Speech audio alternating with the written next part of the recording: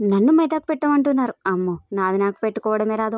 అందులోటి మా పిల్లలు. వామ్మో! నాకైతే మెదక్ పెట్టడం రాదు. మళ్ళీ మా పిల్లలతో అంత వీలు కాదు అని నేనైతే చెప్పేసరికి ఏం చేస్తాం మేము ఎలాగో పెట్టుకుంటాం, పెడతాం అనేసి వీళ్ళైతే పెట్టేసుకుంటున్నారు మైదాకు. ఇక ఒక అక్క మెదక్ పెడుతుంటే ఇంకో అక్కనైతే తమ్మునికి అన్నం తినబెడుతుంది.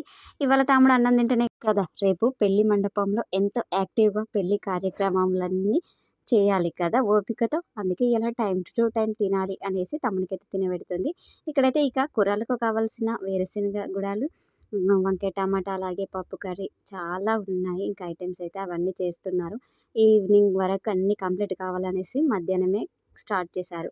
ఇక్కడ వంటలు చేసేదైతే మా మేనత్త. ఇక తను మా ఫ్యామిలీలో ఎవ్వరింట్లో ఇలా కూరలు గానీ, నాన్ వెజ్ కాకుండా వెజిటేరియన్ వంటలైతే తనే చేస్తుంది.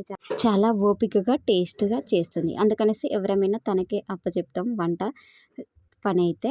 ఇక ఇక్కడైతే ఇంగో మా చిట్టయితే నాకు మెదకు పెట్టింది. ఇగో మా అక్క పెళ్ళికి వాళ్ళ చిన్న డాగుని కూడా తీసుకొచ్చింది. దాని అల్లరి మామూలుగా లేదు. అందరిని ఆట ఆడిస్తుందసలు.